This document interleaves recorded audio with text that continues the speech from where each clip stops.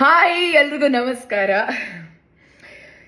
ಈಗ ಒಂದು ವಾರದಿಂದ ನಡೀತಿರುವಂತ ಒಂದು ಇಶ್ಯೂ, ನನ್ನ ಮೇಲೆ ಬಂದಂತ 2 ಅಲಿಗೇಷನ್ ಬಗ್ಗೆ ನಾನು ಮಾತಾಡಬೇಕು ಅಂತ ಅನಿಸ್ತು. ಅದಕ್ಕೆ ಈ video. First I start with Sanju with Geetha 2. ನನ್ನ ತಂಡ ನಿರ್ಮಾಪಕರು, ನಿರ್ದೇಶಕರು ಹಾಗೆ ಹೀರೋ 3 ಜನ ಕೂಡ ಇತ್ತೀಚೆಗೆ ಹಲವಾರು ಪ್ರೆಸ್ ಮೀಟ್ಸ್ ಆಗಿರ್ಬೋದು, ಇಲ್ಲ 1-to-1 ಮೀಡಿಯಾ ಇಂಟ್ರಾಕ್ಷನ್ ನಲ್ಲಿ ಒಂದಷ್ಟು ವಿಷಯಗಳನ್ನ ನನ್ನ ಬಗ್ಗೆ ಮಾತಾಡಿದ್ದಾರೆ. ಅವ್ರು ಯೂಸ್ ಮಾಡಿದಂಥ ಪದಗಳು, ಅವ್ರು ಕೊಟ್ಟಂಥ ಸ್ಟೇಟ್ಮೆಂಟ್ಸ್ ಎಲ್ಲ ಏನಿದೆಲ್ಲ, it is very hurting. I am very hurt. ನಂಗೆ ತುಂಬಾನೇ ಬೇಜಾರಾಗಿದೆ ಆ್ಯಂಡ್ ವೆರಿ ಡಿಸಪಾಯಿಂಟಿಂಗ್. ಆ್ಯಂಡ್ ಅದು ನಾನು ಅಕ್ಸೆಪ್ಟೇ ಮಾಡ್ಕೊಳಕ್ಕಾಗದಿರೋಂಥ ಒಂದು ವಿಚಾರ. ನಾನು ನಿಮ್ಗೆಲ್ರಿಗೂ ಒಂದು ಪ್ರಶ್ನೆ, ಅವ್ರ 3 ಜನಕ್ಕೆ ಪ್ರಶ್ನೆ ಅಲ್ಲ, ನಿಮ್ಗಳಿಗೆ ಪ್ರಶ್ನೆ ಒಂದು. ಇದೇ ತಂಡದ ಜೊತೆ ನಾನು ಸಿನಿಮಾ ಮಾಡಿರ್ತೀನಿ 1.25 ವರ್ಷ. ಸಿನಿಮಾ ರಿಲೀಸ್ ಆಗುತ್ತೆ Jan 17th ರಿಲೀಸ್ ಆಗುತ್ತೆ, ಫಸ್ಟ್ ರಿಲೀಸ್ ಆಗುತ್ತೆ. ಹಲವಾರು press meets, multiple press meets and 1-to-1 interaction with media ಜೊತೆನೂ ನಡೆಯುತ್ತೆ. ಎಲ್ಲ ವೇದಿಕೆಗಳಲ್ಲಿ ನನ್ನ ಬಗ್ಗೆ ತುಂಬ ಒಳ್ಳೆ ಮಾತಾಡ್ತಾರೆ, ಒಳ್ಳೊಳ್ಳೆ ಕಾಂಪ್ಲಿಮೆಂಟ್ ಸಿಗುತ್ತೆ, ಅಪ್ರಿಸಿಯೇಷನ್ ಸಿಗುತ್ತೆ ನನ್ನ ಪರ್ಫಾರ್ಮೆನ್ಸ್ಗೆ, ನನ್ನ ಕಮಿಟ್ಮೆಂಟ್ ಟುವರ್ಡ್ಸ್ ವರ್ಕ್. ಇಲ್ಲ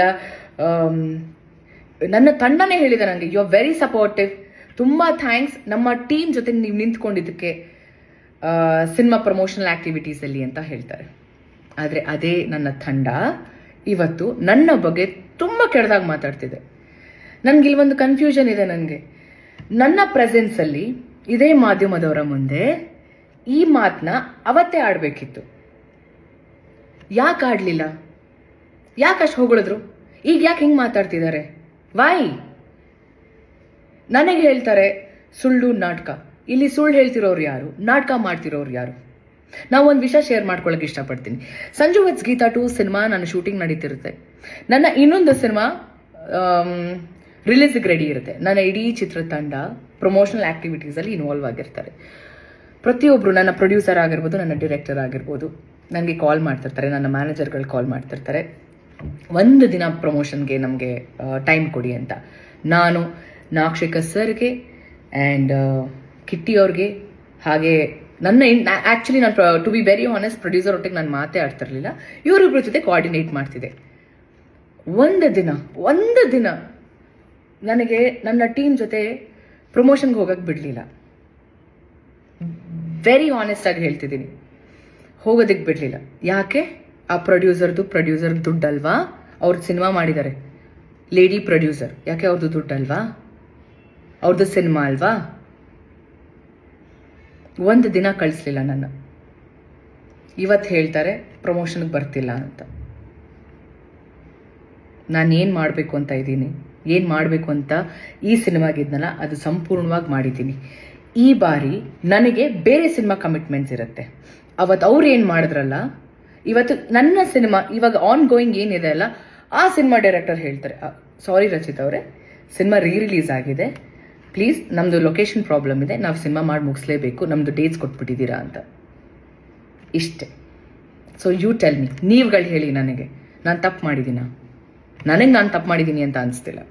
ನಾನು ಕರೆಕ್ಟಾಗಿ ಎಲ್ಲ ಪ್ರಮೋಷನಲ್ ಆ್ಯಕ್ಟಿವಿಟೀಸಲ್ಲೂ ಇದ್ದೆ. ರಿಲೀಸ್ ಟೈಮಲ್ಲಿ ನನಗೆ ನನ್ನ ಸಿನಿಮಾ ಕಮಿಟ್ಮೆಂಟ್ಸ್ ಇತ್ತು.